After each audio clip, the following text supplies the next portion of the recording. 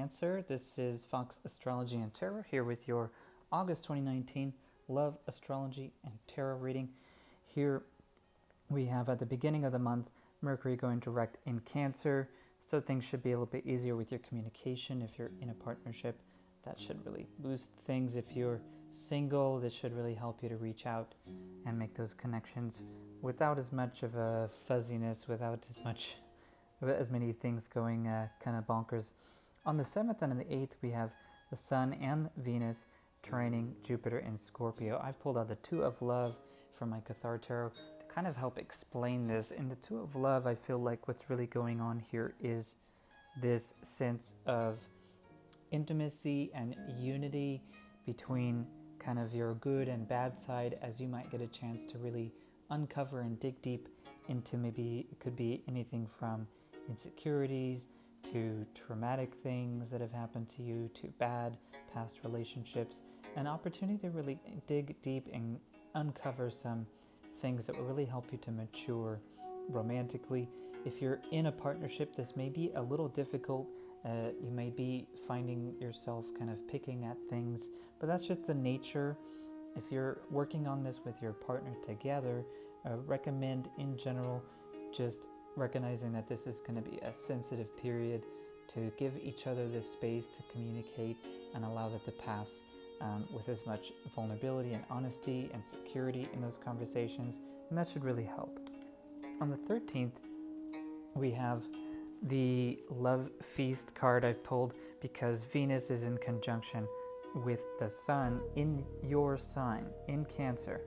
So if you've got a Cancer Ascendant, check out the other videos for the Sun and the Moon to see the signs for those, see the video and catch up on what's going on for your Sun and Moon. But for this happens in your first house. This is going to be a strong effect on your personality, on your identity, on how you communicate and how you express who you are to other people.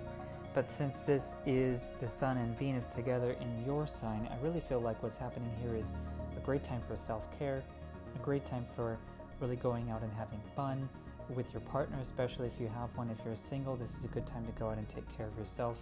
It could be a ladies' night, a guy's night, that sort of thing. If you are in a partnership, this is a great time to really take care of each other. There's a lot of nurturing potential here, chance to really enjoy generally the human experience, and that could be, like I said, taking care of your body, going out in arts, culture, music, all those sorts of things, museums, that sort of thing. Be a great time for that. On the 16th, we have Mercury squaring up with Uranus, and it looks pretty scary here, but ultimately what this is some communication struggles here, as Uranus is going to be shaking things up and pulling you into situations where you might feel really new, where you might feel kind of inept or kind of out of your element. But the point here is in your communication to push you and to stretch you, and also to clear the room of any bad habits, bad behaviors, bad communication styles, and allow you to progress and to move forward into a new way of doing things. That's the way that Uranus likes to shake things up, is to reform, to renew, to reevaluate things from the past that don't serve you anymore, and to push you into the future. So hopefully that should be more the perspective to help you look to the future instead of looking in that moment and feeling like, oh no, everything's falling apart, but it'll be all right. On the 17th, we have Venus going into Leo. On the 18th, we have the Sun going into Leo. And on the 27th later, we have Mercury going into Leo too. So I figured this one card would kind of represent all of this as Leo comes into the scene pretty strong. I'm going to see lots of passion, lots of compassion, lots of feeling like you're having an impact in people's lives, feeling like you can really play a role that is honorable, play a role that is able to lift people up and inspire people. And that's really going to come through in your love life as a situation for you to recognize the people in your life, give credit where credit is due. If you're in a relationship, this is a great time to recognize your partner's responsibilities and how they've followed through on them, to recognize your partner's strengths and really, help pump them up, and the other way around too, for them to do the same for you. Sometimes you might feel tension here, as maybe people are feeling extra needy or feeling like they need lots of affirmation or confirmation.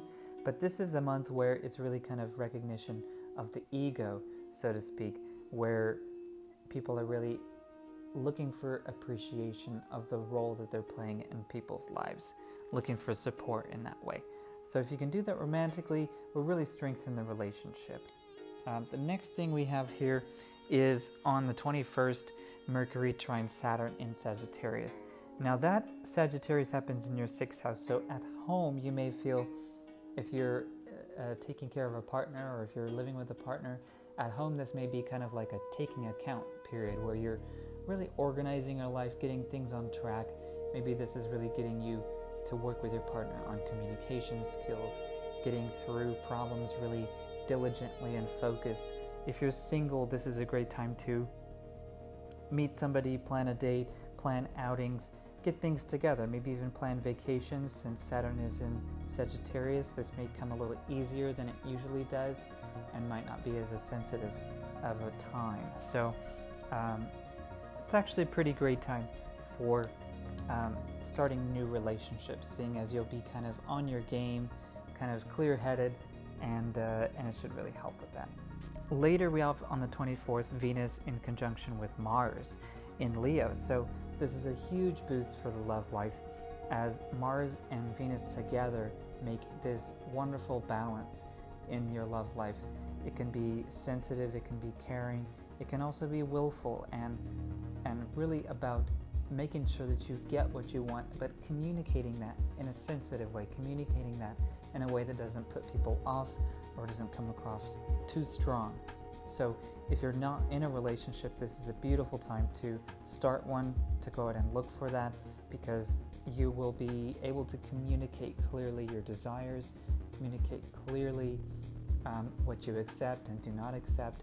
Going out on dates will be really easy. It'll really feel like you're able to get your point across super easy. So on the 26th, we have Venus trining Uranus in Aries. On the 28th, we have Mars trining Aries.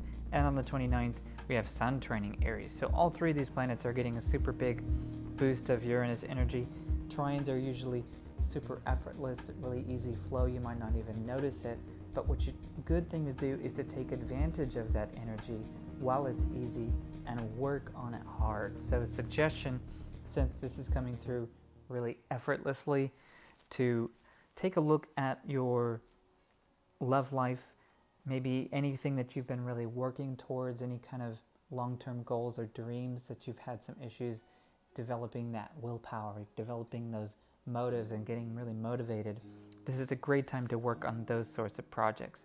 With the Sun, with Uranus, it will feel like there's some stretching needed, as Uranus likes to get rid of old habits and old behaviors that aren't serving you and move you into the future, just like I mentioned with the Mercury square Uranus, except this time around it's going to be really easy. It's not going to be full of tension. It's not going to feel uncomfortable to do this. So my suggestion with the Bonhomme card is, this card represents this idea that it's a shift in perspective, almost like you're leveling up, so to speak, to a new kind of awareness where all of a sudden things will feel mysterious and new again and different and lovely in a way that you haven't seen it before. So take advantage of this opportunity, explore, make mistakes, take risks, and have fun while you're at it. I'm going to do a real quick reading just to see if there are any messages for you in the tarot with my medicine deck. And see what comes through for you for the month of August. Seeing as there's a lot of fire sign action this month, you may feel really called to take action, really called to direct your will in this third dimension to really kind of get some traction physically, practically, with your plans, with your goals, in your love life. So don't feel off if you're feeling like all of a sudden you're feeling snappy or aggressive. This is that energy kind of rising up into your body and getting you to make some big changes. So it's going to be exciting.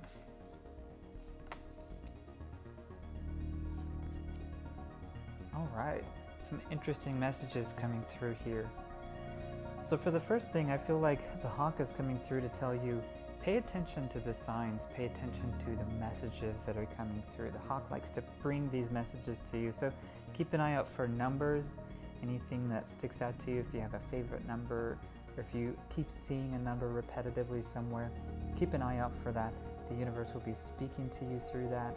It may help you to guide you to certain opportunities, guide you to certain people, guide you to certain actions and decisions. So keep an eye out for that. The mountain lion, I feel, is really communicating to you about really maybe just if you're stuck in the romantic sense, taking a look at how you can inspire others to work and act and behave in ways by giving them an example, and that example being you. So you can lead by example in relationships by taking the first step. That could be forgiveness, that could be taking the first step in terms of maybe taking on more responsibility so that the other person in the relationship sees that example, sees the results, and loves the results and decides to take on responsibilities themselves. But it could also be that there's a way to inspire others by removing obstacles for them to their growth, to their path. Sometimes it's difficult to do that when somebody is sabotaging their life or making it difficult for you because they're thinking, well, it's, say something like, well, it's easy for you, or they're hesitant to do it because they don't know if you're going to follow through first. In this situation, leadership requires that you take that action first. Provide an example for them to follow.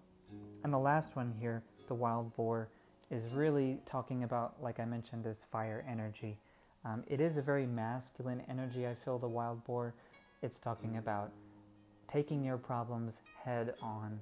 Hesitating, procrastinating, or even presenting yourself as somebody who has those things together when you haven't taken those actions is going to really cause some issues. Don't let fear into your life come because of a hesitation of working with those problems. If you aggressively face those problems head on, like a wild boar, just rams right into them. If you take those problems head on, those fears will dissipate, they'll go away, and you'll be free to do the things that you want. So hopefully this helps you, Cancer, with your love in August. I look forward to hearing your feedback. As always, you can like and subscribe and hit the bell if you'd like to be notified as soon as I upload my next videos.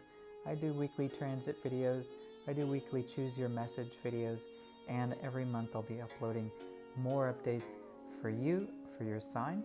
And also make sure to check out if you have a different sun or moon or ascendant sign than Cancer.